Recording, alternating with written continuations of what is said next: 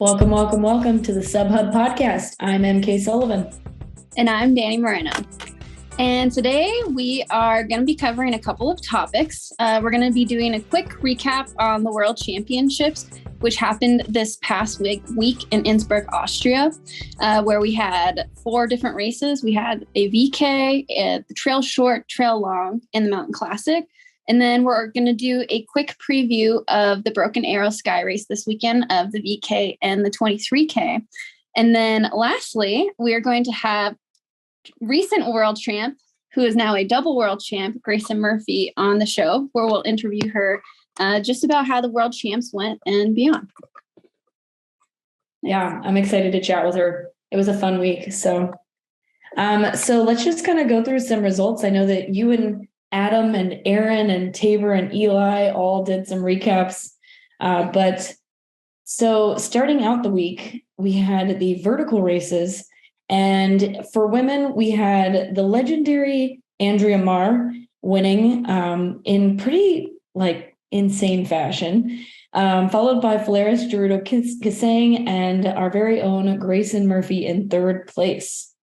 And on the men's side, Patrick Kipniego won it, came back again from last year. In second place was Levi Kiprotich. And in third place was Josfat Kiprotich. So the men's and women's race was a little different. And it was kind of like this in the classic too, where on the women's side, you had a lot of you had an Austrian, a Kenyan, and a US athlete in the top 3. Whereas on the men's side, it was all East African runners. So super, super cool, but also very different. And we also have to mention that Joe Gray was 5th in this race. I was not expecting that. Yeah, I wasn't expecting that much of a dominance either. We mentioned in our preview episode, that Uganda had missed this race last year. So we were interested to see how those teams would do in this race this year. And yeah, on the men's side, they just really showed up. On the women's side, I was pretty impressed with us. Who we thought was going to be on the podium was pretty spot on. Yeah. We did miss out on Allie Mack, and she did share, in a recent Instagram post that she wasn't quite feeling herself. But I mean, Laura Hottentrott, who we also mentioned from Germany, she was right up there in that mix behind Grayson. Yeah, super cool to watch. Yeah. With the Instagram live, if you haven't seen it already, highly recommend checking it out. I had, like EmKay said, 2 power couples on the Instagram lives. And for this one, we had Adam Peterman and Aaron Clark. And Adam Peterman gave a lot of vibes that he really wants to try the VK at the next World Champ. So that'd be really fun. Would love that. Yes. I mean, he's like, I really wanted to see Jim Walmsley to do it. I know. I know. And they have Mount Sentinel out at their stomping grounds. So I'm sure he'd be plenty fine at a vertical race. Yeah, exactly. Oh, man. So in the trail short, our top 3 on the women's side were Clementine Geoffrey, Judith Wider, and Teresa LaBouffe. And on the men's side, reigning champ Stian Angermund came back and won again, followed by Thomas Roach in second and Luca Del Pero from Italy in third. That race was insane. Both Clementine and Stian, I believe, won the race in the final descent. Both of them kind of sat and kicked almost. Yeah, it's kind of crazy too, because Judith, to me, is one of the best women downhillers in the world. And her post recently, also on Instagram, she mentioned that Clementine just flew past her going into that last downhill. She had out power hiked her and then just took off. And Clementine had one of the fastest splits, men or women, of the last almost 2 miles. And I looked on Strava, and legitimately she's in the top 10 overall from that day, right behind Anders from Norway, which that just blows my mind that she was able to run that fast, which if I had Judith on my tail, I'd also try and run the fastest downhill of my life, knowing that she was hunting me down. And our men's podium, we were a little off. I did not know Thomas Roach or Luca Del Pero before this race. And then on the women's side, you weren't part of that preview, but I had a really hard time naming the podium because I felt like there was like 15 women that could be on the podium. And that's basically how the day went, is like there were just like 15 women that kept like switching around all day. That's incredible. Yeah, it was exciting. And then, and of course, in fourth place, Jen Lichter from the US, American hero.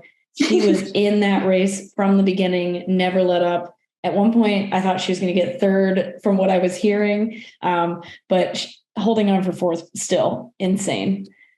Yeah, especially coming back from that injury. Yeah, coming back from injury, and this kind of being like her first big international race.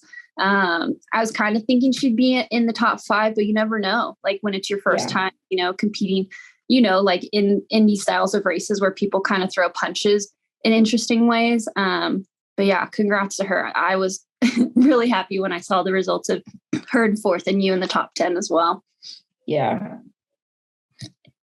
On trail long, in first for the women's, we have Marianne Delespierre from France. In second, Katharina Hartmuth from Germany. And in third, Manon Bohard Cailler.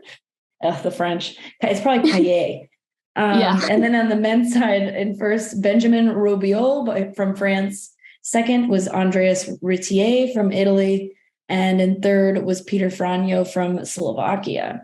The women's race for the trail long saw a lot of like switching in that last probably like 2-3 hours.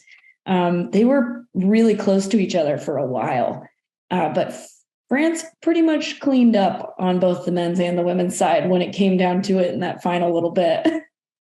Yeah, I know. I mean, they each of the winners won by, 7-8 minutes on the women's side and on the men's side. I definitely did not call either of these podiums. I may have only called Andreas Reiter from Italy because he's been up in that top 3. But yeah, the thing that sticks out to me is like when we finish our races, there's definitely emotions involved. But these races, it's just like, so it feels a lot more intense when they cross the line because they've been out there for like half a day. And so when Marion crossed the line and she was like crying, and then it was more so when the third place woman, Manon, crossed the line, she was just like, she like lost herself in the best way possible. You can't help but like feel your throat kind of start to choke up a little bit. And then on the men's side, I mean, our men going 5, 6, 7, that race was just like so fun to watch from afar. Sometimes with these long races, it's hard for me to stay engaged the entire live stream. But once you heard like that movement, especially because Zach Miller was in the mix like the entire time, it was just about, waiting to see if they won. And sadly they didn't, but a very valiant effort on their end. Yeah, that was so cool to watch in person, especially the classic Zach Miller sprint finish, but he was being challenged by Drew Holman. Oh my gosh. Yes. They came through. I have never wanted to not be someone so bad than those two, having to run like a 2-mile flat stretch of road after this mountainous race and having to like race each other because they were racing for time. Oh my God, it looked terrible. I know. I could not imagine that at all. I have like this image in my head too, where then Eric LaPuma, he was coming in 7th and he grabs the flag and Zach Miller's like pointing at his watch. He's like, come on, every second counts. Yeah, they were not messing around. Yeah. And then also on the women's side, we forgot to mention, we had 2 women in the top 10. Yeah, Allison Baca, which I think that might be her best result ever. And then shout out to Emily Schmitz. I had a feeling she might be in the top 10 just because she's been racing so well in some of the UTMB series. We're both coached by the same coach, so it was really cool to see her in the top 10 too. It was kind of stressful because Allison's chip kept disappearing at aid stations. And so she was like in the top 5, and then all of a sudden she'd be like 2 aid stations back, and it's like, oh my gosh, did something happen? And then she would like jump up a couple aid stations, but then at the end it just stopped working completely. So when we knew that Emily was about to come down the finish chute, but we didn't know that Allison was coming, so all of a sudden she just rips around this corner, and we're like, oh my God, Like, it was so cool because we hadn't heard anything from her for like 2 hours almost. Which in these races, that's a big difference if you don't hear for someone for 2 hours. Yeah. Yeah. Those chips were getting a little wild. Also, I'd like to mention, just because we have been talking about the trail long, we understand we're the sub hub and we always will be the sub hub. There'll just be special occasions where we'd like to include these longer races as well. Yeah. Especially if Team USA is crushing in them. Exactly. And then in the final day, the Mountain Classic, of course, in first place, we have our world champion, Grayson Murphy. In second was Tove Alexandersson from Sweden. And in third was Joyce Muthoni from Kenya. On the men's side, in first from Uganda was Leonard Chimitai. In second, Ombogo Philemon from Kenya. And in third, Philemon Abraham from Germany. That women's race was insane. Both races were insane, right? We were missing a couple people that we had thought were going to be in this race that might have scratched last minute, that we mentioned in the preview. But otherwise, we were expecting Grayson, Tove, and Joyce to be up there. Yep. So that's really exciting. We're going to get into more details about the race when we interview Grayson in a couple of minutes.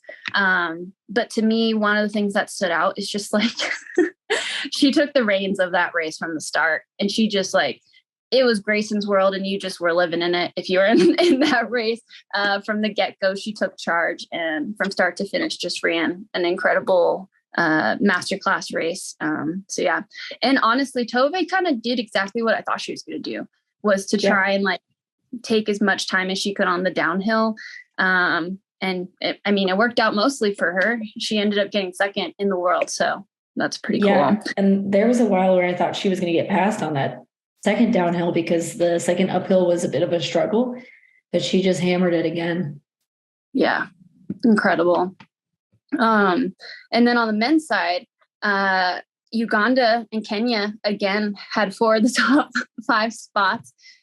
Philemon happened to squeak in there for Germany in third. Patrick Kipniego came back for 5th after winning the VK. But this race, honestly, from the live stream, it looked like I was watching Boston or something. They were running so fast. They were running so fast and so fluid. And, you could see some of the carbon shoes and stuff. And I'm just they are running so fast that from the get-go, you just knew they were going to be gone. You had to have the leg speed or else. Yeah. People were rushing around town the whole week trying to find carbon shoes because a lot of athletes weren't expecting how much road, but even if they did expect the road, they didn't realize that the trails that they were running on weren't very technical. And so they were we have to find some road shoes and we need carbon stat. So if you got your hands on them, great. If you didn't, it probably, your feet were probably a little hurt by the end with all that pavement pounding. Yeah, no, definitely. Yeah. Especially with some of those grades on the pavement where you just have to lean into it. Oh, I can't imagine. But yeah, this race was, they were all sprinting to the finish. The top 3 guys were within 13 seconds of each other. The team race was so close too. So they were fighting for those spots. Dang, that is so cool.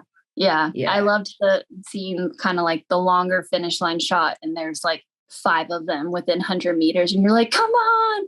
It's kind of like Boston when you think they're so much closer than they are. But it was pretty cool.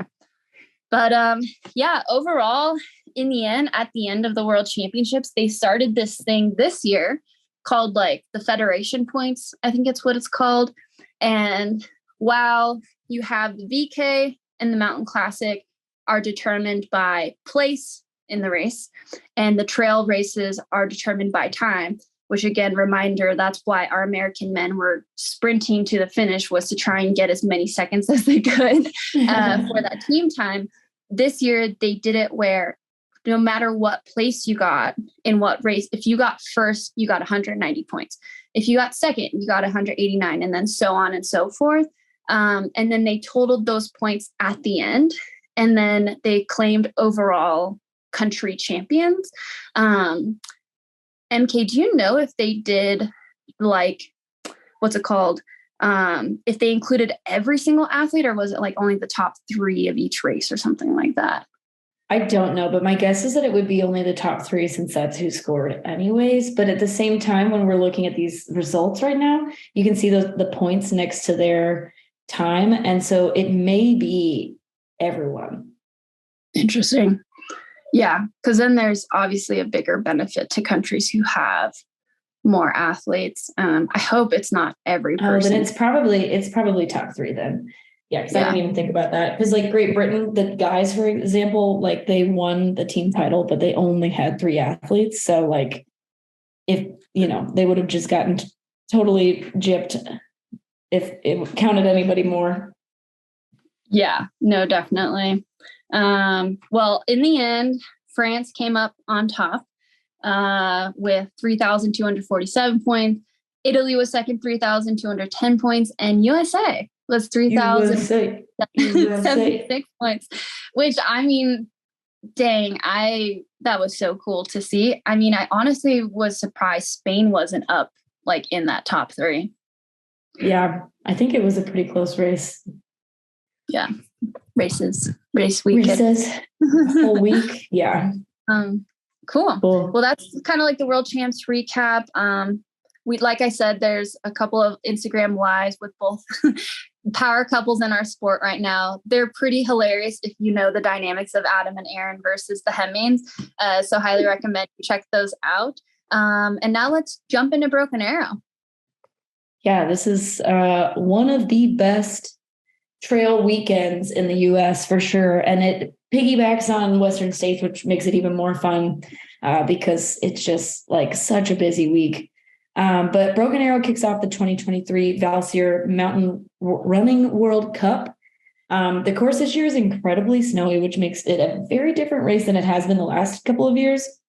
The last couple of years have been dry as a bone and wicked fast. But it'll be a little bit less about who's fastest in some cases and more about who can move efficiently through the snow and kind of tough it out on the day. I don't know if you've seen videos, but they're carving stairs into the VK as we speak. Yeah, I've seen the videos, and it'll be interesting because the way that the Eastern Sierra is right now, like soon as the sun starts hitting the snow, it just starts turning to slush.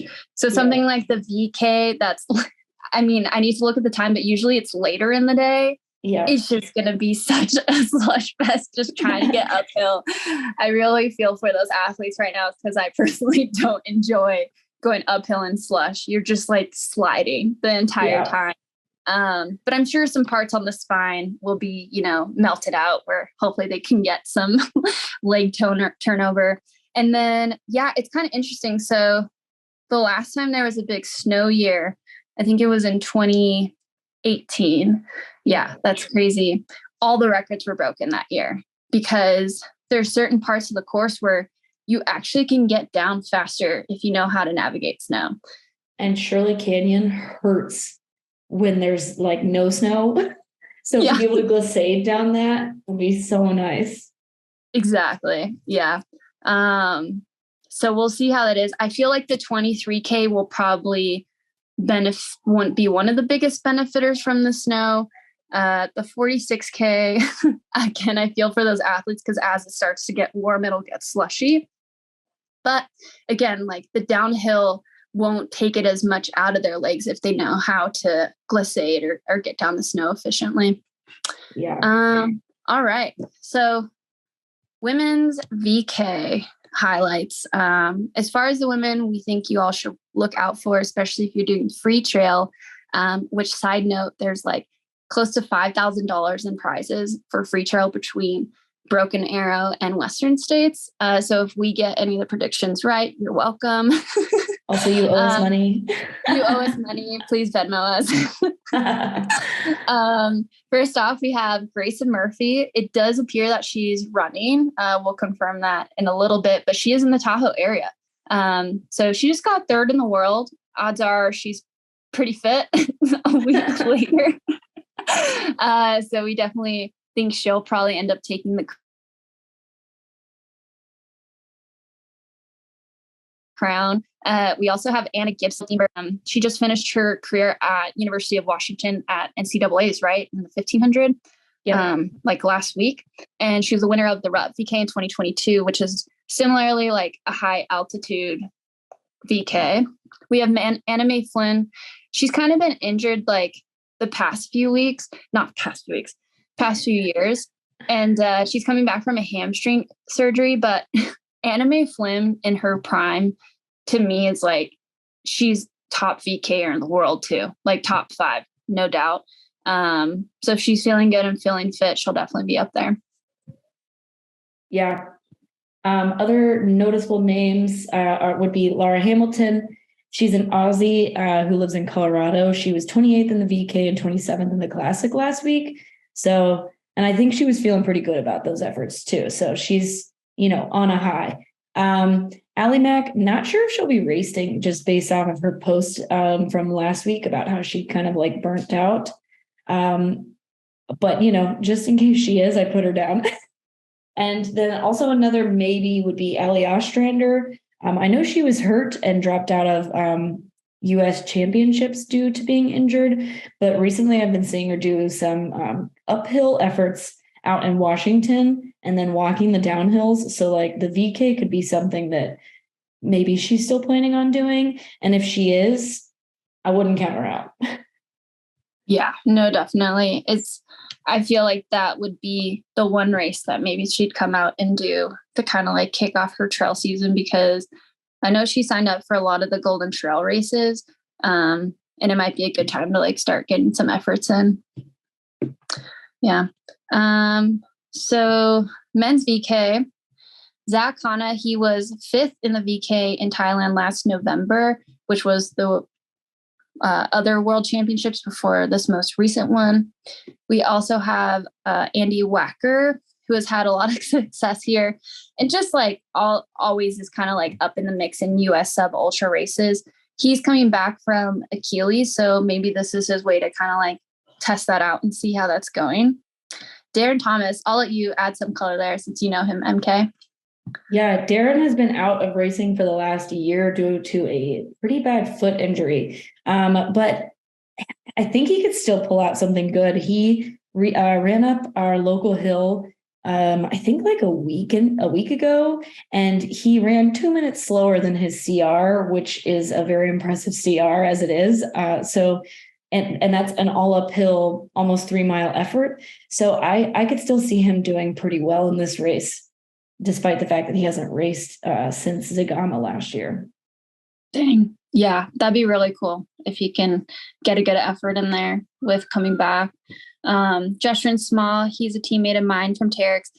He just did the GoPro Pepe's challenge, which that's a race that I have put off for many years purposely, because it's basically like this half-a-mile loop that you try and complete as many times in 30 minutes. Anyways, he ended up tying for first. He also got second at Canyon's 50K earlier this year to Hayden Hawks. So yeah, I think he's really strong. I think he could be in that podium if he's feeling pretty sharp. And then Morgan Elliott, he was on the world champion VK and classic team. He didn't have a good showing from him at this last world. Was it Thailand? No, he was at Innsbruck. Innsbruck. Innsbruck, Dubai. I don't think he had the days that he wanted to have, but he's also like a mountain athlete, and like that classic race was definitely not his vibe. So if he's like recovered and has had okay travel, I could see him doing pretty well at this VK. That's cool. Yeah, it'd be great to see him up there because he is a really good climber. A couple other guys, Tyler McCandless, he just won the GoPro 10K this past weekend. He's always kind of like dabbled in trail stuff. But he's a wicked fast road runner. I think his PR, it's definitely he's been making the trials, and he recently won a marathon. So I'd have to double check what he ended up running, but he ran the trials time again. So he's a really fast road guy. He'll be there. And then Jackson Brill kind of like is always in the mix too. Yeah, Jackson may be tired from the short trail at Worlds, but it's a VK. You never know. You never know. You either got it or you don't. And if you got it, great. You'll probably crush. All right. Now the 23K. Some women we think you should look out for. Grayson Murphy, if she is going to race. She did, if she does the VK, that'll be 3 races in a week about. So maybe she'll decide to opt out of the 23K. But she is signed up still. So that'd be great. There is a lot of snow, but I think she's, at least seeing her in person, she can rock the snow. It's just a matter of like how hard she wants to go in this race.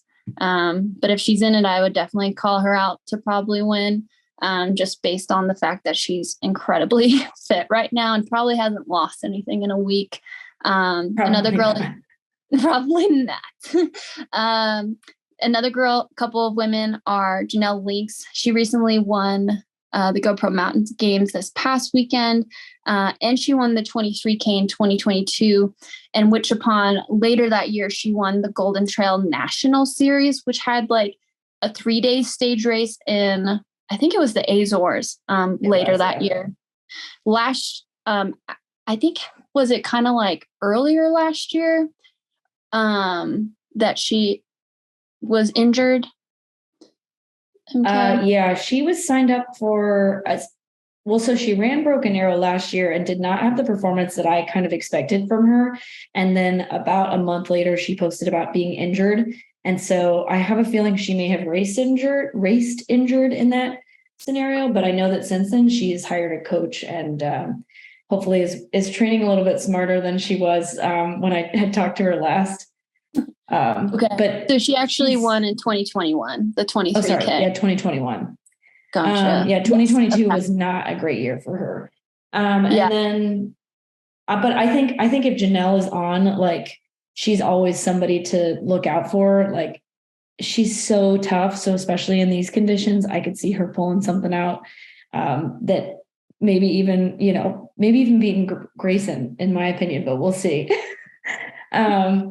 And then another name, Tabor Hemming. She was 3rd in the VK last year and 4th in the 23K. So she knows this course really well.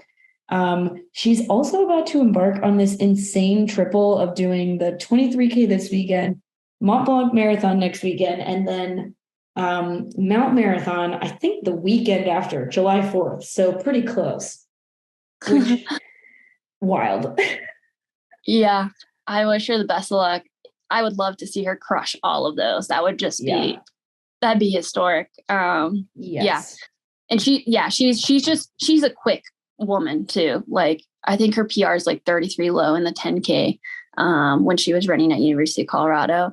A couple other women, we have Rachel Drake, who I think honestly is still coming back. So I don't know if she'll be like up in that podium mix, but you never know. Rachel Drake is extremely talented. So even if she has a couple of weeks under her, she could probably be in that top 5. Ollie Ostrander, kind of the same with the VK. We don't know if she's going to be there, but if she is, it'd be really fun to watch her. Anna Gibson, this race could be a little long for her. She's been mainly sticking to like VKs, but she also is coming off of NCAAs. So she could also be really fit and maybe just testing the waters with these longer ones. And then Nicole Miracle, she got 3rd at the GoPro Games this past weekend, both in the 10K and Pepe's. She's like an OCR multi-world champion, national champion, very quick woman. And she's been training with the trail team ladies, where Andy Wacker has kind of been coaching this fun group. So I think that's been benefiting her trail skills lately. Yeah, seeing them all train together has been really cool. Yeah. On the men's side, we have Chad Hall, who was 6th at Pikes Peak Ascent last year. He hasn't had the best trail results this year, but he did run a really fast marathon and then attempted to come back to the U.S. Championships like basically a week and a half later. So that could be part of it. And then another guy would be Patrick Parcell. He's a Tahoe legend, really good trail runner, but also Nordic skier from the area. He doesn't race often, but when he does, it's usually lights out. And he knows the area, trains in the area, and has run the course before. So he probably doesn't even have any idea that this podcast exists, but good luck, Patrick. Love that. We also have Eli Hemming, Tabor's husband. He was second in the VK and the 23K last year. And he ended up basically scoring in multiple top 10s in the Golden Trail the rest of the year, with a big finish at Flagstaff, where I believe he got second at Flagstaff, second or third. He's now on the Solomon Global team. And he's also embarking on the insane triple with Tabor Hemming. So good luck to them. I'm really excited to see how that goes. And then we also have Garrett Cochran. He was recently 13th at the World Short Trail, and he's the U.S. Trail Marathon champ. We actually have an interview with him. Not sure if he's racing. He might be a little bit tired. But if he is racing, like definitely still a contender for the podium, especially with the snow. I think the snow is going to lower all the times that people are out there. Yeah.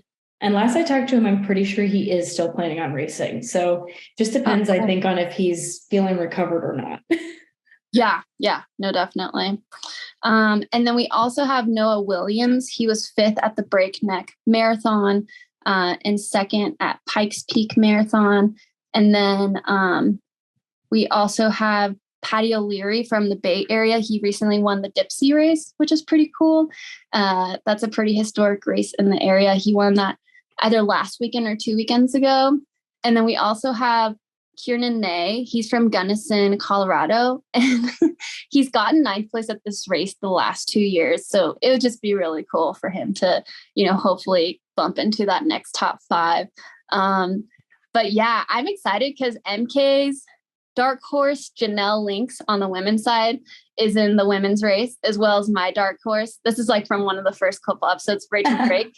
But then also we have Chad Hall, who's my guy, dark horse, in the men's 23K. So I'm excited to see how this goes. Maybe I'll get some points on my end this weekend.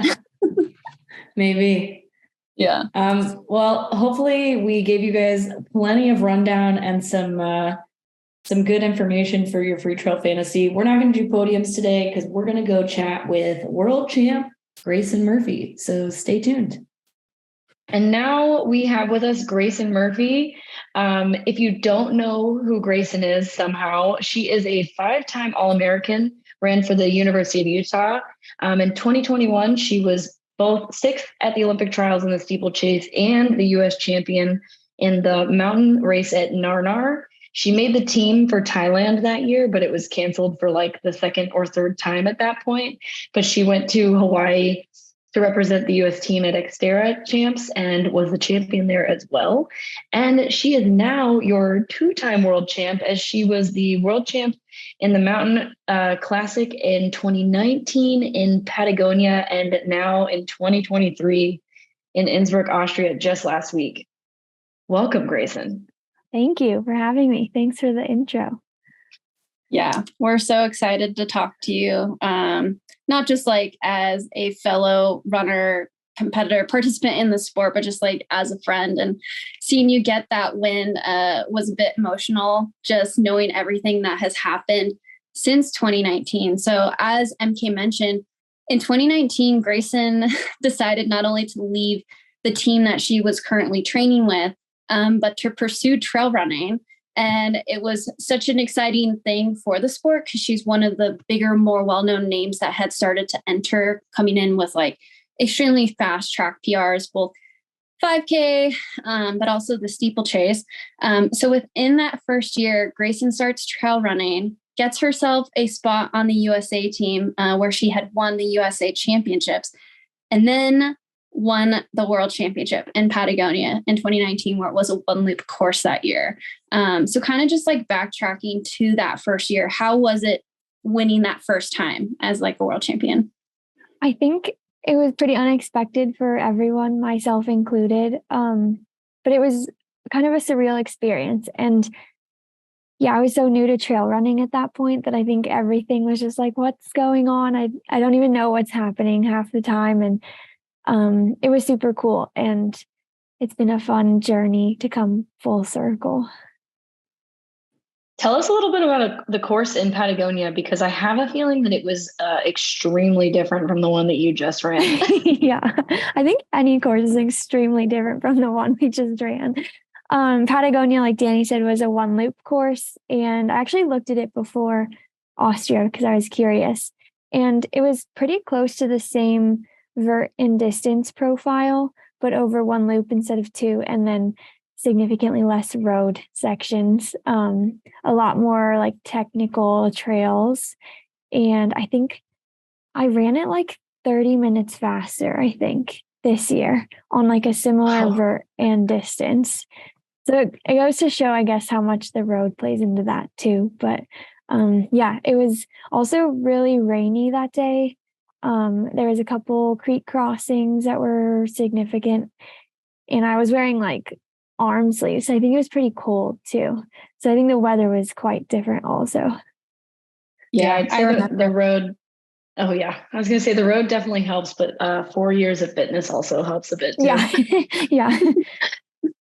Yeah, I remember that year Grayson kind of just like took off very similarly, held on to that first place from the beginning. And like one of the first creek crossings, like for the youth team, there's people like, you know, for adults crossing the creek, like they could get across pretty well. But for like a 16-year-old, some of them just like fell face flat in the road.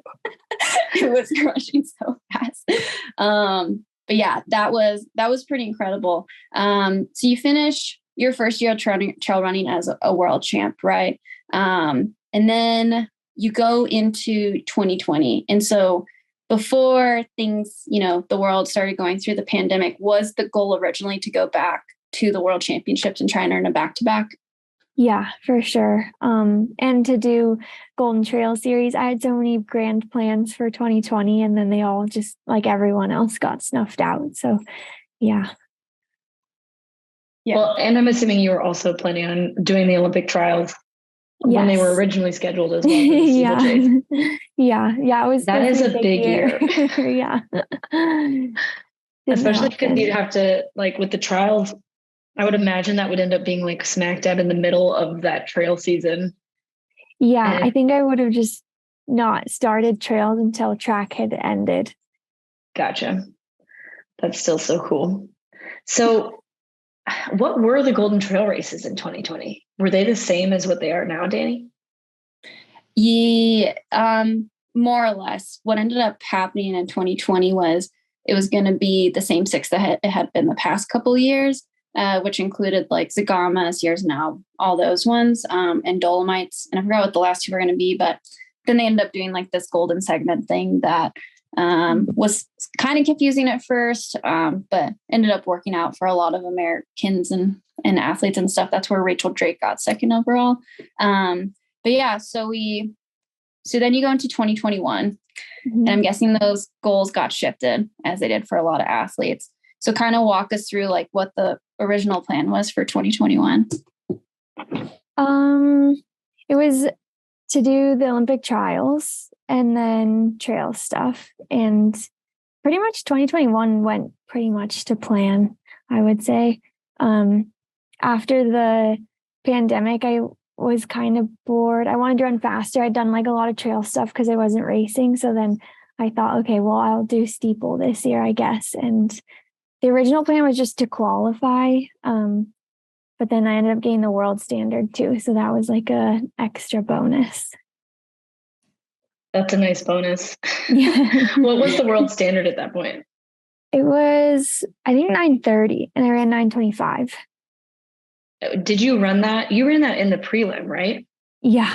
Pretty much like by yourself. I remember watching that. Like you just like pushed from the front and you were like, all right, today's the day that we're going to run a huge PR and the world standard. Yeah. I think it was a 7-second PR. I didn't really intend to do that. It just kind of happened, which I guess that's like every coach's just race and it happens kind of thing. So it worked out. Yeah. Yeah. My coach used to say that all the time, like, just go race and the times will come. Yep, exactly. It did come. So yeah.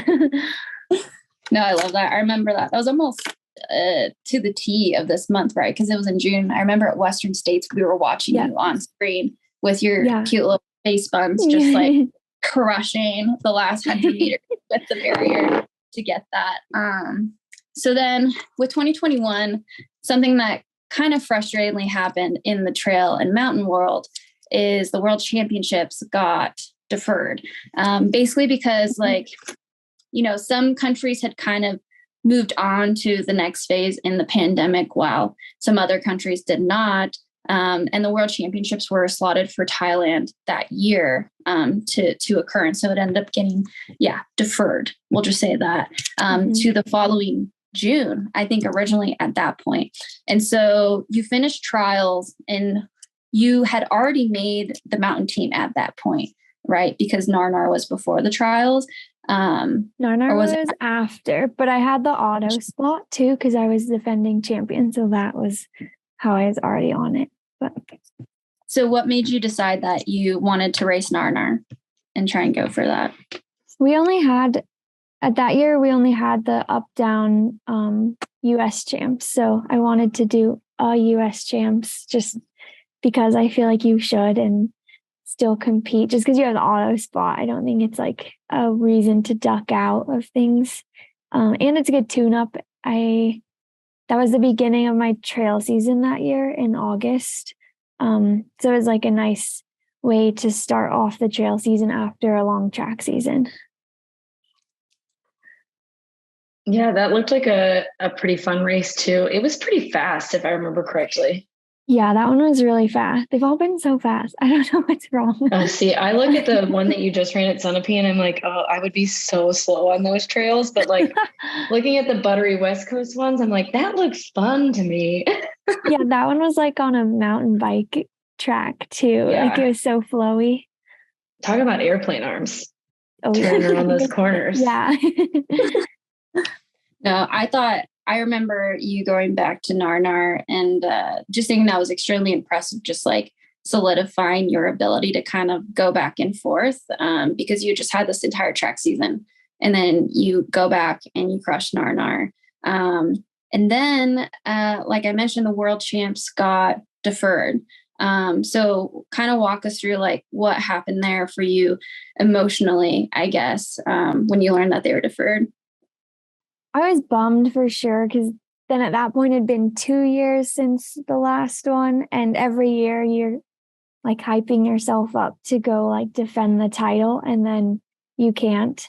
And I was just sick of the pandemic stuff. I know everyone was, and that's not something to complain about is races getting canceled. But yeah, it'd been like 2 years at that point of dealing with cancellations like that. So it was kind of annoying, but the Xterra race, I like those races. So it was a fine compromise to go to Hawaii. Yeah, that was really cool because they ended up sending the whole USA team. And so it was like you, Bailey, I can't remember. Rachel and Megan. And Megan, yeah. And you guys pretty much just like sweeped.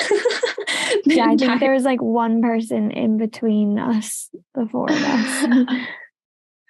And so had you had any other trail race plans other than world champs like that year after Narnar? Yeah, I spent a month in Europe in all of September and did a bunch of World Cup races and then a road 10K. Oh, I remember this. Was this the launch of like the Saucony Endorphin or something like that? Mm-hmm. Yep. So I did like 4 trail races and then finished the trip with a road 10K. I remember that. We actually got to spend time together, which was so awesome. Yes. Mm-hmm. In France, like in this little tiny town with friend Leah. Yeah. But you actually ran San Francisco that year, right? Yes. Mm-hmm. Yeah, which is the World Championships for 2025. So that'll be very helpful and a couple of questions. Yeah. So we go from Grayson winning in her first trail year, World Champs. She goes through the trials, kicks ass, makes another US team. So this is now in 2021. World Championships get deferred. Everyone's kind of bummed. And then we get to 2022, where then they end up getting deferred again. Mm-hmm. Yep. So at this point, we are through 3 years without world championships since Grayson's last world championship. And so were you feeling like you wanted to move on from trail at that point? Like, I don't know, personally, I was really frustrated with the system as an athlete. So kind of like, how are you feeling at that point? I was frustrated. I still really wanted to go back and defend the title, but it did keep feeling like, okay, can we just do this already? Like, or just like pick a new place to do this if they can't host. Because it's not really fair to all of us to keep doing this. Yeah. And then it also keeps screwing with race plans, because usually I spend the first half of the year doing like track and then switch. And when they were like, it's June, and then they were like, just kidding, it's November. And I was like, oh, like, how am I supposed to plan for this now? Because I need to know when to switch over. Or get started even. Yeah. Because yeah, if when you're waiting start. if you're waiting until June to make that decision, like that half the track season's already gone. Yeah. Yeah. That's incredibly frustrating. And then take us to soon after this world championship was supposed to happen. You're preparing for the world championships in November now. And you announced that you have gotten hurt in the lead up to Thailand. That was a bummer. I had switched coaches at the beginning of the year and moved to Flagstaff, and it was a lot, but I thought, oh, it's fine. Like, I'll just get through this. Looking back, it was probably like too much all at once to change, on top of like training really hard, because I was still training I was going to do steeple. Then my foot was really hurting. So then I thought, well, I can't jump in a race, but I'll do flat races. So I did the 6K champs and the mini, and ran really well at both, like PR'd by a lot in the 10K at the New York mini, but afterwards just like couldn't really run. My foot was hurting a lot. So I think it was just a combination of a lot of things that led to the injury.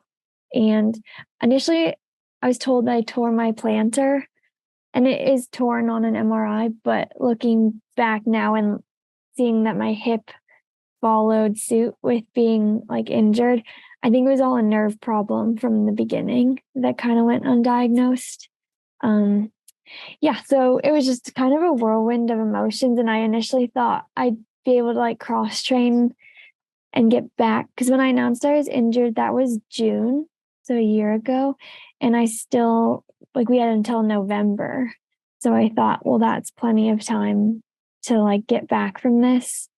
And I did race in August at Challenge Stellina, my only trail race last year.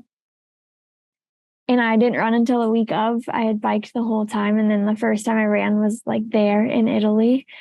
And that went well too. So I was still like cautiously optimistic it would be okay, but it just wouldn't go away. And I think it was the lack of diagnosis. I didn't really know how to treat what was going on. It just continued to get worse. Yeah. What did the sensation feel like? Did it feel like it was in your glute or your hip? Yeah, it was like, it's a lot of pain in my foot, which now I know is like nerve pain. It wasn't from a torn plantar. And then my hip was feeling like the pain level was pretty low actually, but the frustrating sensation was it kept feeling like paralyzed, like it wouldn't really work. And I couldn't tell where it was in space when I was running. So it felt like it was kind of like flopping around like a dead fish. And that was really hard on trails, because you need to know like where your foot is landing and have that proprioception. So that was kind of what was stopping me. Not so much the pain, but that was almost more frustrating, because people kept saying like, well, if the pain is too bad. And I was like, no, it's not a pain. It's like a paralysis. So is that why you chose to do Stellina? Because I imagine that, as weird as that is, maybe uphill, it's not as big of an issue as when you're doing up down kind of stuff. Yes. So I thought I can go uphill, but I cannot go downhill. So I'll do this one. And I like qualified somehow. I don't know how. Well, Grayson, probably by winning being the world champ. I don't know. Yeah, maybe that helps. And Grayson said that she did well at this race. She won this race. Yeah, and you should check out her gap. I need to look at it again. It was insane. And there's also videos of her just smiling, crushing this uphill. It was all the biking. Yeah. Honestly, yes. Biking and uphill running, I swear they just go hand in hand. They're so good. Yeah, they're like, even if Grayson has one leg, she still is on this team. Like what it felt like. So then you crushed Challenge Selena. You won, which was really cool. And also Joe Gray won on the men's side. Yeah. So USA swept that day. And so we're almost at this year, but now we're at the end of last year and it's Thailand. And like, I don't want to put words in your mouth, but I know for me personally, when I feel like I didn't have a say, that I'm not somewhere, it's very frustrating. And so how was it for you? You know, kind of, you were on the sidelines in November, not able to defend your title. It was extremely frustrating because I had waited so long. Like we've talked through all these years now, and every year I was ready. And then the one time I wasn't ready, they finally decided to have these stupid championships. And I was so frustrated to not be there. But I also, just looking forward, I knew Austria was only 8 months away, and I had just been through 5 months of an injury. So I could tell that that's not a long time, especially in like injury terms. Like 8 months could be very short, and you could be injured that whole time if you choose to keep pushing through something. And yeah, I just had to make the call to not do it. There were a lot of tears, but I'm really glad looking back that I didn't do it now. I think that was probably a very mature decision. Because obviously I'm sure you wanted to race really bad, and you could have come out here and done the VK, but like you wanted to defend your title. And so being able to do both, I'm sure, is a priority. What advice would you give to runners who are currently dealing with something similar, or like an injury or just a setback? Like what is it that kept you kind of going day to day for those 5 months? I guess you have to zoom out and look at the big picture, and you can't hyper focus on one race as like the most important thing. It could be the most important thing, but if you zoom out, are you going to be like mad you missed one and like took the chance to fix your injury, or more upset that you missed multiple because you didn't take the time to figure out what was going on and get healthy? And for me, that was kind of what I was looking at. And yeah, you just have to reset too. Like you need to be able to move forward with a clean slate. You can't just be juggling injuries the whole time. You have to be healthy. Yeah. No, that's preach, girl. Yeah. So, what do you think, like for you personally, were some of the main factors that kind of helped you through that time? People, resources, other outlets, etc. People, for sure, like having a support system to lean on. I think that's super important. And knowing that your life isn't running all the time and doesn't revolve around running, and things exist outside of running, like focusing on those things too. I like focused on my business for a lot of it and just tried to make that successful. And then I really got into biking like a lot. I was so stoked on biking. So that was pretty fun too, because that's something that has carried over, and I've been doing that this year. Yeah, I think just finding other things that aren't running that you enjoy and lift you up, and doesn't have to be all about running all the time. Yeah, very true. So many of us get wrapped up in it because we've been doing it for so long. And yeah, everybody else is like, oh, that's my runner friend. And it's like, yeah, but I'm hurt right now. Yeah. So I gotta be a different yeah. friend. Yeah. Yeah, for sure. But so let's go to 2023. We missed Thailand. It is what it is. Yeah. 2023, you start out the year with a really good roadblock. And what was the name of the half marathon that you ran? The Milltown half marathon. And you ran at the Olympic trials qualifier in the half marathon, which is very hard. In your debut half marathon, I'd run one half before. Okay. So I kind of knew like a bit what to expect. Second half marathon. Yeah. And she won it overall.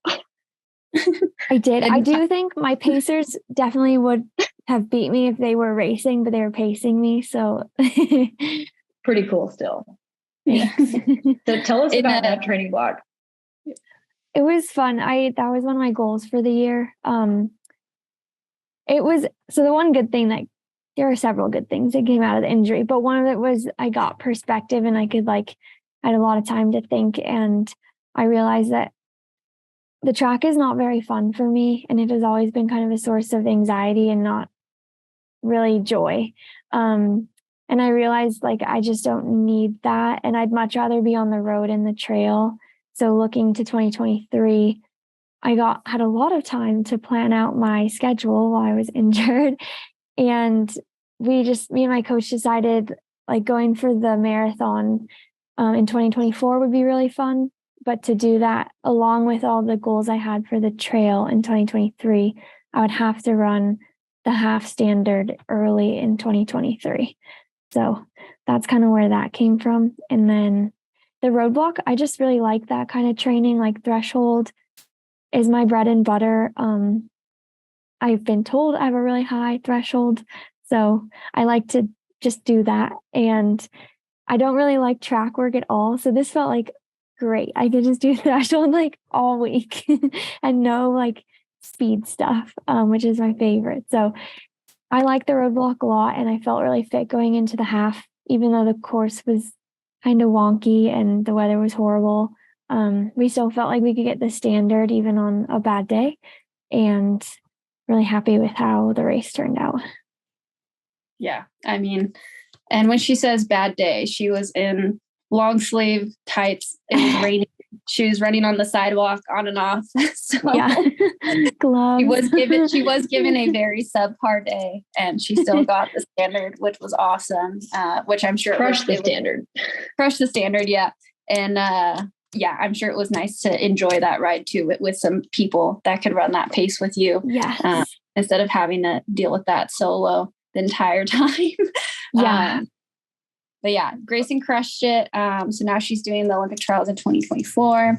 And then almost immediately afterwards, then you start transitioning to trails, because then we had the mountain champs. And what was really cool this year is they included the VK and the classic on the same weekend in the same location. Whereas even last year, the VK was Broken Arrow VK and the classic was like on the East Coast somewhere. So it allowed athletes that like, if they didn't make it in the VK on the first day, they could try and make it the second day. And then the last thing I want to know is it also replicated what would kind of be similar at the actual world champs, where the VK would go first and the mountain classic would go second. So now you're at the mountain champs and you are the defending US champ. You only missed the one last year because you were injured. How excited were you to be at those champs? Because then at this point, did you have to earn your spot back? I did. Yep. So, yeah, I was so excited. I had a month from the half to the US champs to transition to kind of more trail training, even though I don't really switch too much. But I was so excited just to be there and be healthy and nothing hurt when I was running. And that was just amazing compared to last year where like every step hurt. So I went into that race with just a lot of gratitude and excitement. And not too nervous either. I think the overriding feeling was excited and grateful to be there. And you absolutely crushed on the first day. I think you won the race by like, was it like 6 or 7 minutes? I think it was only 5. Yeah. Okay. That's a lot of time though. And so watching you come out and just like hammer it the first day was so fun. And you also finished in the top men as well. Yeah. So yeah, how like I guess how did it feel to like come back in your first trail race back from injury, just like knock it out of the park? It felt so good. And it just was really validating. Like, this is where you're meant to be, doing what you're supposed to be doing and doing the thing that makes you the most happy. That felt really good. And that's probably contributed to why I ran so fast. It didn't feel like I was running that fast in the race. I was just like happy. I felt like a forest fairy in the like single track part at the top. And maybe that's why the perceived level of exertion was so low, because I was just happy. Yeah. I recently ran with my teammate Arlen Glick, and we were talking about like Western states. And he said that, you know, so many people talk about how like it's all about who can suffer the most. And he said, I'm really happy when I'm running. And that's why it goes well for me, is because it's that I'm just happy. And I was like, dude, that's awesome. That's it. Yeah. That's the secret. Right there. Yeah. Yeah. That, the mountain champs. So Grayson wins the VK. She destroys it. I definitely have like a certain level of respect for athletes who, even when they're winning, they still push themselves. So it was cool to see you get so much out of yourself out of the VK, even though you could have probably stopped, had some coffee, and kept going. No disrespect to the rest of the athletes, your fitness was just incredible. And then you come back the second day, and it was fun for us as spectators because there was a little bit of hype to it, right? Like you would miss the world championships. And the world championships that you miss, Allie Mack wins, like, which is incredible, right? To have another American win. But you guys are getting to go head to head for the first time.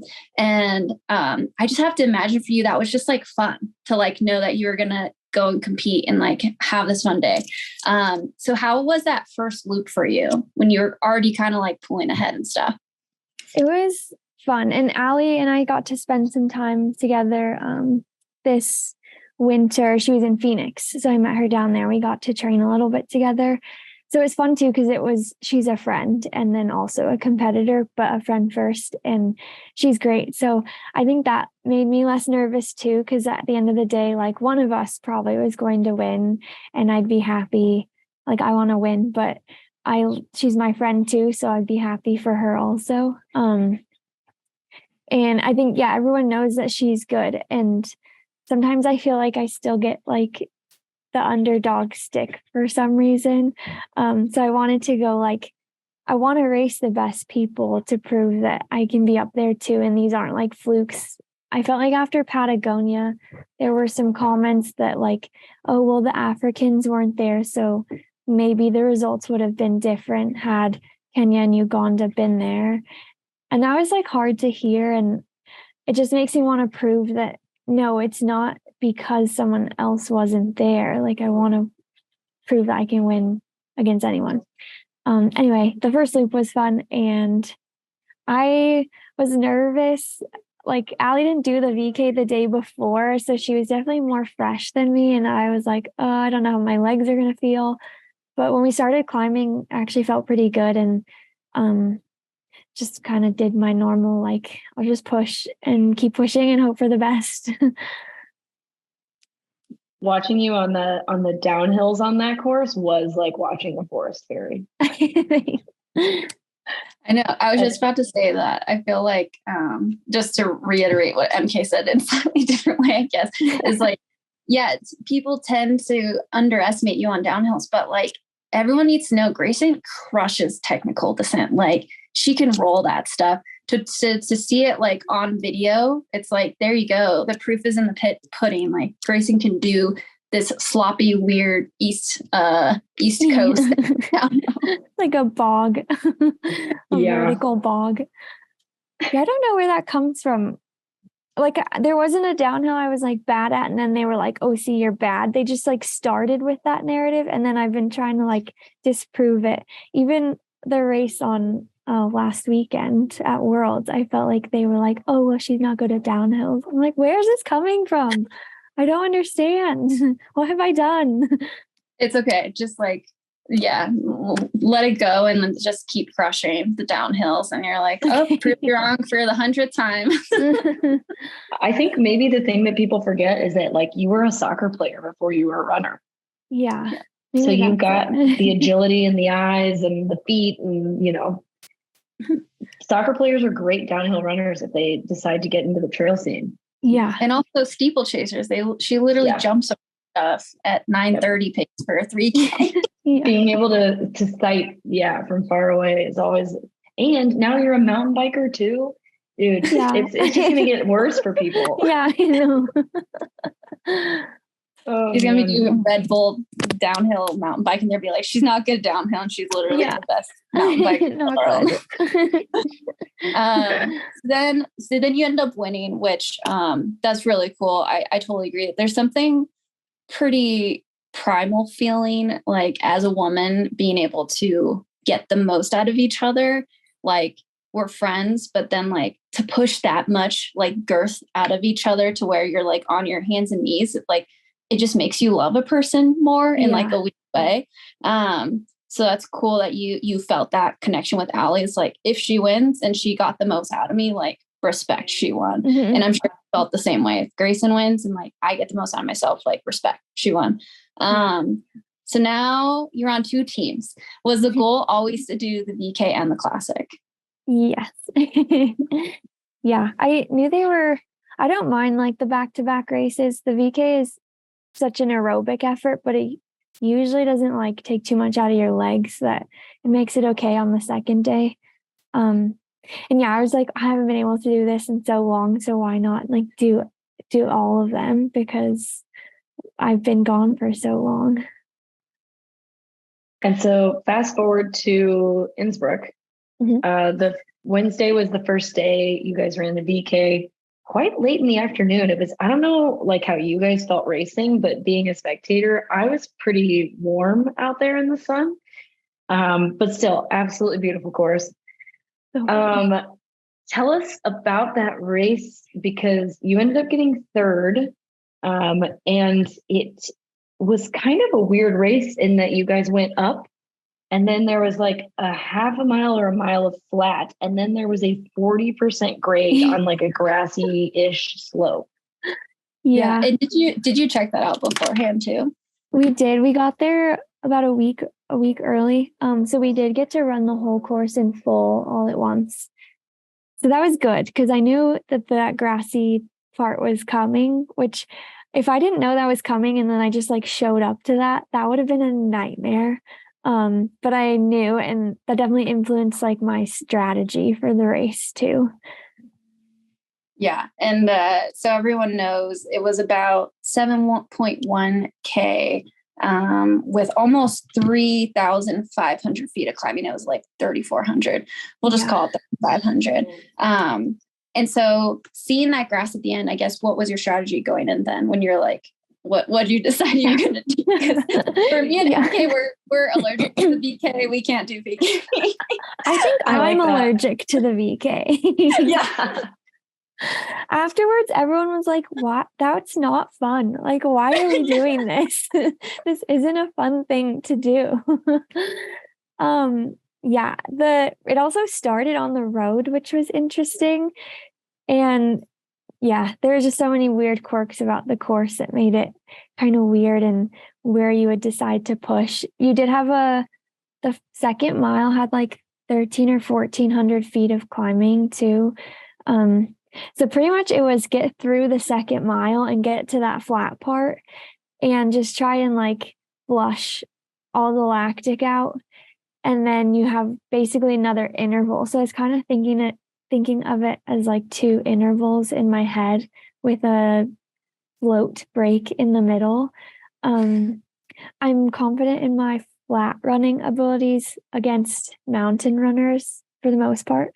So I felt like I could probably even run that a little bit slow for me, but still get some time on people and then hit the last climb, which when we saw it, we were like, you can't run this. So by the time you get here, like there's going to be no kicking involved. Like you're just going to be like surviving at that point.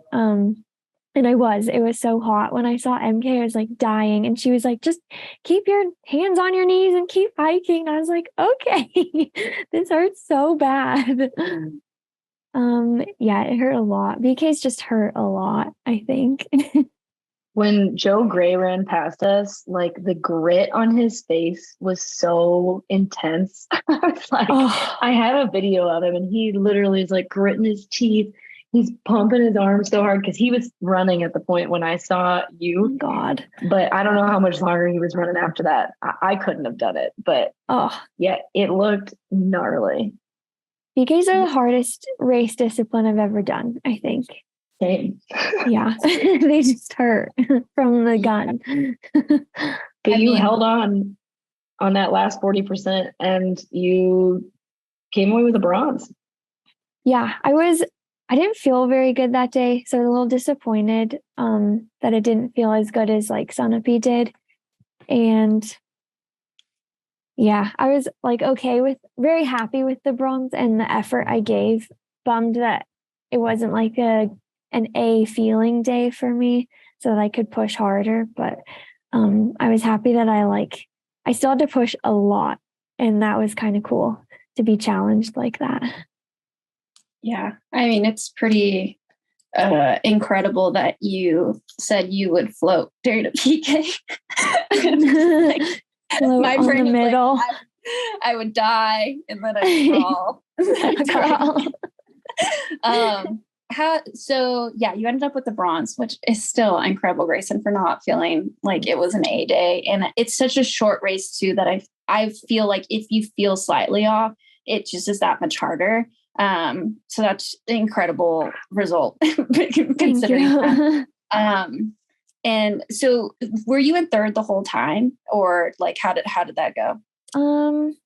I was in like the top 5 when there was like a part where the single track, we went from road to single track through a gate and everyone kind of got in a line. So I think I was in 5th at that point and then passed a couple people. And then me and the girl that ended up getting, the woman that got 2nd, we were in 3rd and 4th for a very long time and then ended up passing another woman right before the flat part. And then I was in 3rd for the rest of the way, just kind of chasing and trying not to give up, even though you want to so badly. Yeah. EmKay, what did it look like for you on that last part, watching those women? It looked like I would have wanted to give up. I did. Yeah, no, it was insane because Andrea actually came by in 2nd. And I was like, I don't know if she's because they're all so close together, but they're all moving so slowly that is she gonna catch her? I don't know. And so I was like, oh, maybe Grayson still got it. She's just gonna follow Andrea. They're gonna go up this hill, but it's so hard to tell. Yeah. But it looked really painful. There's definitely that. Can confirm it was very painful. I do have to say, as a spectator watching VK, that part is I feel like there could be a comedy skit about it, people making moves on a 40% grade, what that actually they're walking. That person's walking slightly faster. They walked faster. Yeah. But yeah, huge congrats on that, Grayson. No doubt if you go back again, you'll be pinned as a strong favorite.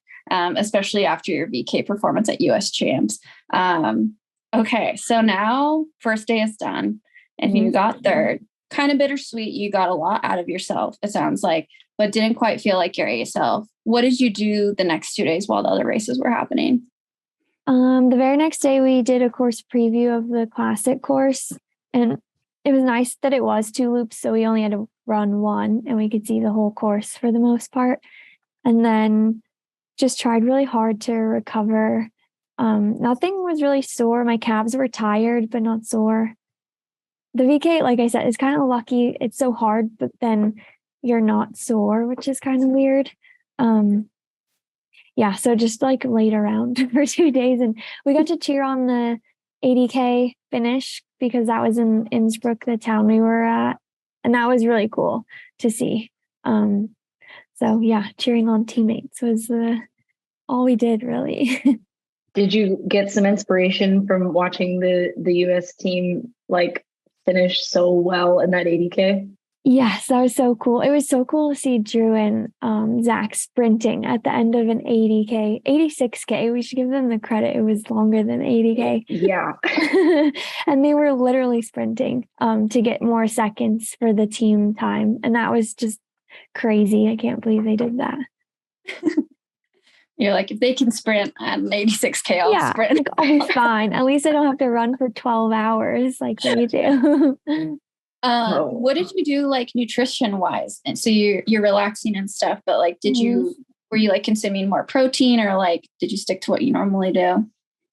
Yeah, just kind of what I normally do. I was trying to drink a lot of electrolytes and water just to like flush everything and stay hydrated, because it was warm and we were racing at 2 again on the classic day. And then we raced at 2:00 on the VK2. And I don't know why they had us racing so late, but I feel like at those races, being dehydrated is like your biggest enemy, because you've been awake for so long too.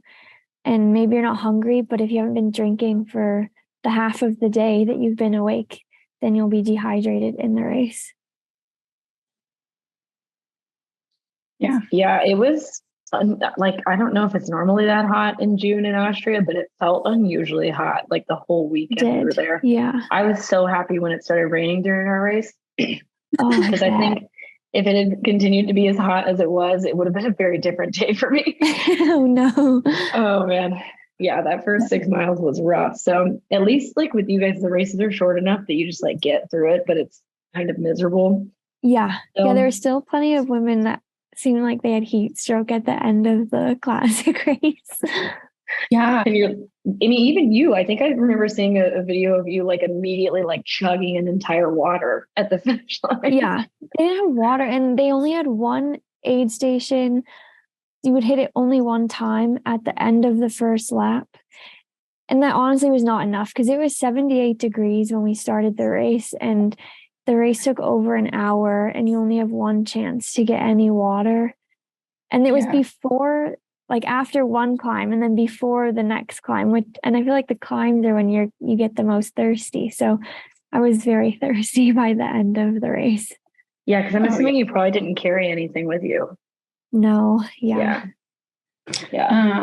Dang, that's crazy. Ugh, hate that. So now, since we're talking about it, so now we're at Grayson's second of 2 races.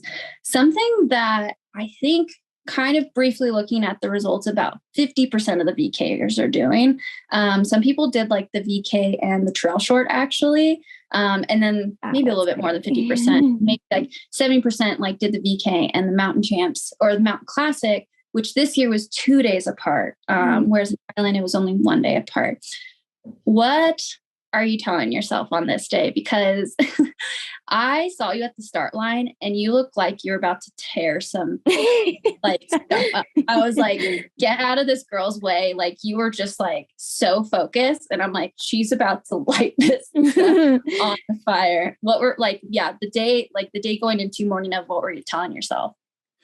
Well, I felt a lot better pre-race the day before the classic.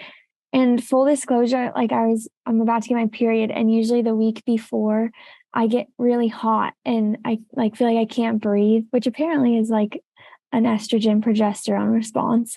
So that was happening on the VK day.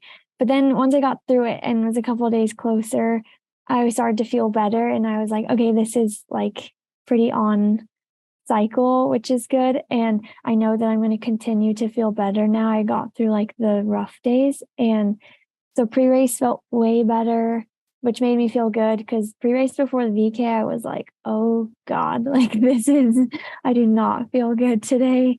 And then the morning of, I felt pretty good. And I was really happy with the VK, but I also I really wanted to win. And so going into the classic, I wanted that really badly and was ready to do anything to do it. So I was very focused on the start line. Like, I'm going to just run as hard as I can right now for the next hour. And I was prepared for it to hurt, which I think was good actually, because sometimes I get nervous about the pain, but I was okay with hurting on Saturday. That's great. And so I'm curious, because like when you're on the track, it's so easy to compare yourself to like your competitors, because everybody's got a PB, you know exactly who you're racing. You probably even know like how they race. But in this situation, like it's really hard to compare performances unless you just happen to have raced somebody in the past. So how much did you know about like your competitors going into this race, and how much did that play into your race strategy? There were a couple names I know and have raced before. The Elise and Billy, who both got second and third with me in Patagonia, were both in the race. So I know like they're strong, and there were names I recognized. I raced Joyce on the World Cup before too. But yeah, you don't know as much. And I think I was just kind of like, well, I know what my strengths are. And if I can just be confident in those, hopefully that's enough to like match anyone else's strengths too. And I knew like it was so much road and so flat at the beginning, I could get out to the front relatively easily effort wise for me, maybe compared to some other people. And then once you're in it, you just kind of have to race. Yeah. I feel like, sorry, go on. Oh, I was just going to say like, because you checked the course out, like after you saw the course, were you excited about it? Just knowing what your strengths are? Did you feel like, yes, I'm going to crush this sort of thing? Yeah. I definitely thought the road parts played into my strengths. And then I was kind of bummed there wasn't more like technical parts, because I would also say that's one of my strengths too. And I also signed up for a mountain race, and I was like, if I wanted to do a road race, I would have gone to do one. And now I'm here. It actually was pretty fun though to mix the disciplines, and I felt like it was a cool result, and it challenged people, I think, in a different way. Were you always planning on racing in a carbon shoe, or did that kind of happen when you previewed the course? Yeah, that happened when I previewed the course and realized just how much road there was. So I went to a running store in Innsbruck and picked up a pair of Gen 1 endorphin speeds, because they didn't even have like the newest version, and they were half a size bigger than I normally wear. But I was like, oh, I'm going to just do this because I think it's worth it. Yeah. It seems like it was. Yeah. Yeah. It was like a little surprising to see so many carbon shoes, like in a mountain race, like to what you're saying. Like, I also wish I had a little bit of technical, but I still think you would have blown everyone out of the water regardless. Anyone who says no, like, remember that Grayson won on a very technical course in Patagonia. Like, that thing was insane just 4 years ago. So I think go ahead. I was just gonna say, I think the US team was really fortunate on the women's side, because we did have so many. All three of the women that we had out there have track backgrounds, but they're also really good mountain athletes. So like, not a worry. Whereas like on the guys' side, I know that like Liam was like stoked. Yeah. But the other two guys were really nervous because they're like mountain athletes. And they were like, we didn't qualify for a road team, you know? Yeah. I think that's where it's super helpful though, to do stuff where like, if you're a mountain or trail runner, and Grayson preaches this a lot on her Instagram, it's like important that you're always kind of touching on your speed and have that as a tool, because whether the course has more gravel or not, like, it's so helpful to have that like as an essential tool, especially in the races that you are participating in, where it's like about an hour or so, right? Mm-hmm. Yeah, they're fast. And even if the downhill's technical, like at Sunapee, my downhill mile was still 5:16, like on the technical part. So if your legs can't move that fast, even if the effort is less because it's downhill, you're at a disadvantage. And then the downhill paces for Austria were like stupid fast because they were on the road. So yeah, there's no way like that would have been okay if I haven't done like speed stuff before. Yeah. And just for our listeners, when Grace stupid fast, she had in her third and fourth mile, she ran 5 minutes. Let me just say, 5 minutes in her third mile. There's not a lot of mountain runners that could run 5-minute pace at all. And then she runs 5:36. So for her 2-mile section between miles 3 and 4, she ran 10:36, which would probably win a lot of 2-mile races just flat out. And then she finished the race in 5:45 and 5:25. And there were sections where she was running 4:40, like 4:30 to 4:45 pace on the downhill. And the craziest thing about that is that that's when she got passed. So this is how I knew I was like not running slow when Tove passed me. I wasn't like dogging it, and she passed me, and I've never been challenged on a downhill before. So I was like, who is this? And what is she doing? And then she passed me, and we were running like 4:20 on a section. And then that's when I was like, this isn't smart, because we have to do this again. Like, we're not even halfway. And David, my coach the night before, had been like, whatever you do, don't run your mile PR on the first downhill. Like, save it for the second downhill, because you still have to climb another 1,200 feet. So that's kind of why I let her go a little bit. It was a very conscious decision. Like, we can't be running 4:20 pace and then like expect to do it again. And it looks like a conscious decision. Like, watching the live stream, like, I could see the calm in your face when you were just like, I'm letting it go. Whatever happens, happens. Yeah. I kind of thought, like, if she can do this twice, then good on her, and she definitely deserves to win. But I'm willing to bet that like we're not going to do this twice, and I don't want to blow up in lap 1 of 2. I want to like run the second lap harder. So yeah, I was like, you can go, and I'll just catch back up in a little bit when you're done with this. Yeah, it was really cool to see you take control of the race from like the start. So if anyone hasn't seen, I think it's on YouTube now, but like you guys kind of hit a single track, and to me, you were controlling the race. Like, you made it the pace that you wanted, and you were kind of like pushing on the uphill.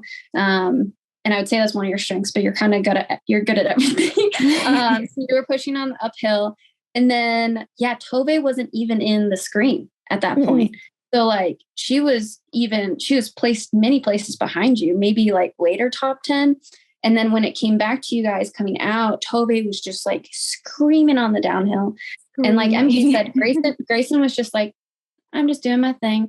And then one of my favorite parts, I don't know if EmKay, you got to see this in person or like on the screen, is you're going into the second loop, and the grade was insane. I want to say it was like 15% maybe. And Grayson's just like this little shark, just waiting, just like chilling, not chilling. I know you're pushing, but you looked very in control. And then you like decided right when it got super steep to pass her. And I'm guessing that was on purpose. Yeah, I kind of thought back to track when you're like 3 hard steps. When you make a pass, like you need to make the pass definitive and not let them latch onto you and come with. And so when I was coming up behind her, I was like, okay, 3 hard steps, and you need to like push and not let her think she can come with you. Like, you have to kind of crush them when you make the pass. So I was like waiting till I felt like, okay, I can do this. And I think that was the part of the course on the description. They called it Hell or Who. And it's in the like UCI Road Cycling Championships, because it's so steep. It's like the Hell Hill. Yeah, so we were like standing on the course, like waiting for more US athletes to come by. And this guy from another country, like, because the screen was behind us, he starts pointing at us, and he's like trying to tell us, and we turn around and Grayson's making this move, and we're like, oh no, so then we like run back to the screen, and it was chaos. But I hope that my old college athletes hear you talking about 3 quick steps, because they used to hate when I would say that to them. And one of them even commented on my run, like my post about my run, and they were like, did you take 3 quick steps? And I wanted to be like, yes. Every time I passed somebody, I took 3 quick steps. Top 10 finisher and world champion. Take 3 quick steps. 3 hard steps. Love that. And then from there, it looked like you kind of went into like these stairs, right, that kind of got hidden, and you just looked like you were hammering, which was sick. And because you made that move, and I'm sure you were like, I'm going to shake this girl off pretty much. And so at the top, were people still telling you like how close she was, or like, what were people telling you? I'm always curious. They were very supportive. Everyone was cheering and everyone knew my name. Maybe they were reading my bib, but I felt like I was like, oh, maybe they know me. The Italians, though, are great at giving you like course updates. So every time I passed an Italian coach, they would tell me how many seconds I had on Tahoe, and it just kept getting bigger and bigger, the gap. But I was like, well, I want to see like how big I can make this gap. So I just kept pushing the uphill because I knew I could run the downhill like as fast as the first time because I hadn't blown up the first time. So I was pretty confident I wasn't going to let her catch me again on the next downhill. And you definitely didn't. Did you end up beating her by like 50 seconds, I think? Yeah, 57. Yeah, that's huge considering going into the beginning of the second lap, she had like a 10 or 15 second lead on you. So you were in that race so smart. It was just like a master class in running your own race. It was awesome to watch. Thanks. Yeah. I think it was cool too. Like you were coming into the chute, and I'm sure at that point you probably knew that you were going to win.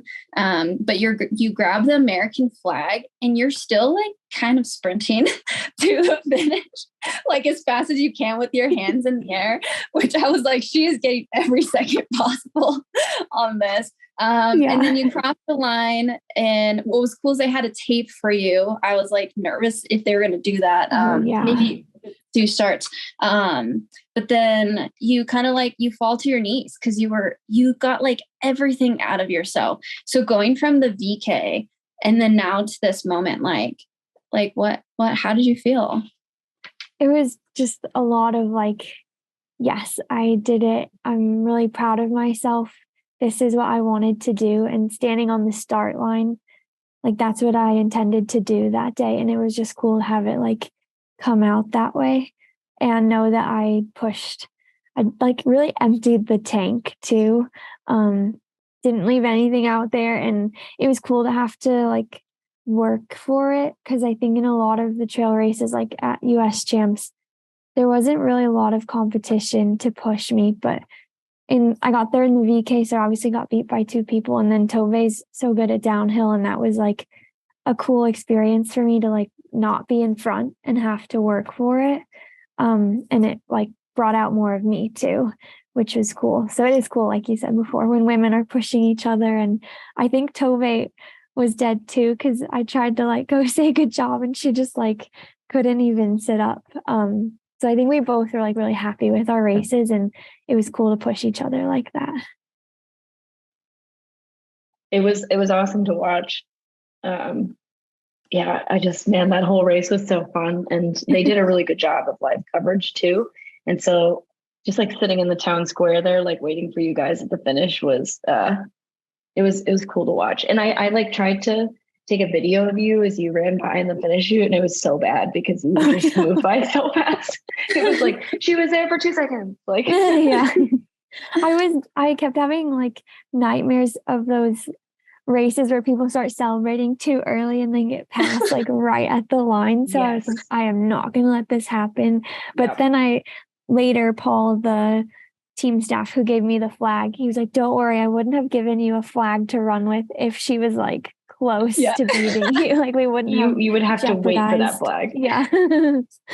That's good on him. Yeah, I saw, so as you mentioned, like there was some more like gravel road stuff. It's all still super steep, but kind of what was tripping me out was that trail in town where I was like, if I was really tired, I'd be scared I would hit like one of those rocks or something, right? Because you guys both finished in that, right?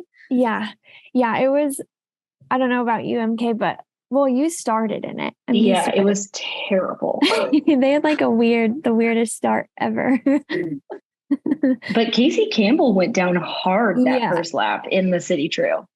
It was like surprisingly difficult when you were tired. Yeah. It's just like weird.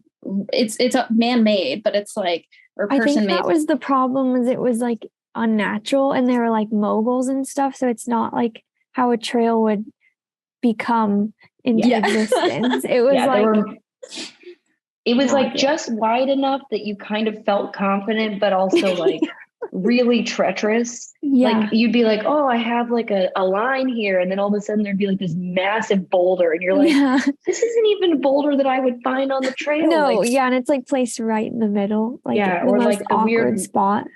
The weird logs over the water. I don't know how you guys ran over that, because that was like almost worse than a cow grate. The second time I almost was just like, fuck it, I'm just gonna run through the water. Like, because it wasn't that deep. It was only like 4 inches deep. And then I thought, no, you should try at least to run on the log. Because what if you like rolled your little ankle in the water? Like, I hated starting on it. So I can't imagine having to sprint finish on it, because we were supposed to have a controlled start. And of course that turned into everybody sprinting because they were going to restart us on the other side, and nobody's going to give up their space. No. So we're all just like, beginning of a race sprinting through this half a mile with 400 people. And I was like, what are we doing here? Dang. Well, so Grayson finishes in 104. Side tangent of person-made trails being very bad. Very bad. Grayson finishes in 104.29. She ended up beating Tove Alexanderson by 57 seconds, which she basically put on her in the second lap, which is incredible. 105.26. And then Joyce Muthoni, who Grayson said she's pretty common in like the World Mountain Running Association Cup races. She finishes in 106.40. So when Grayson finishes the line, just to put this in perspective for people, she is the only person the entire week to podium in 2 races, which, we have to give the advantage of doing both the VK and the classic versus a longer race, but still, like, that's incredible. Within 4 days, you earn 2 podium finishes, which I'm sure was part of the goal to start with, but like, even from the men's side, you're the only person. And I want to put into perspective too that like Grayson won the world championship in 2019. So you basically did like an Olympic cycle and came back and defended your title. You like have a dominance essentially for, an Olympic cycle. How did that feel like post the entire world champ week? It just felt like a culmination of a lot of hard work, and tears and hard days had finally come full circle. And like, that's what makes it all worth it too. And to come back in dominance, like I said, I think when I won in Patagonia, it was unexpected. And then there were a lot of like doubts about if that was a fluke, like who was there, it wouldn't happen again. And to be able to do it again and then get another medal, and the Africans were there this time, so we can't say that like no one showed up. That was really cool and validating for me too, like a lot of demons that I've tried to deal with and not listen to, but have listened to sometimes over the last 4 years. So it just gives me confidence moving forward that I'm doing what I'm supposed to be doing, and it makes me happy. And I just want to keep doing that and not listen to what other people have to say about it. Well, you knocked it out of the park. You rocked it, and we're so proud. Thank you. Happy for you, definitely. What is next now? This is like, I asked on Instagram what to ask you. We have a lot of Dino Nuggets questions, actually. If you fueled with Dino Nuggets in between, I don't think they have Dino Nuggets in Europe, so maybe I did not see any in Austria. Okay. And then if that move was intentional on the second part, which we covered that. So yeah, what's next? How's your body feeling now? We're about almost a week exactly out now, actually, from the VK, right? Oh, even a little bit less than that. So yeah, how's the body feeling, and what are you seeing? Yeah, it's okay. The energy's starting to come back. The time change is starting to get a little bit better. I think there's still some like inflammation left and I'm a little tired. So I was going to do Broken Arrow this weekend. And now I think I'm just going to like spend the weekend here with my family and treat it more like a vacation. I have some big plans for the rest of the summer and I don't want to risk anything right now. And 4 races in 10 days was more than a little risky. So I think we'll just like count our blessings and step back from this weekend and just kind of enjoy the last week. Absolutely. And you deserve it. Thank you. Thanks so much for coming on and chatting with us today. We're so excited to have a world champ again. Last year, Ellie Mack, you this year.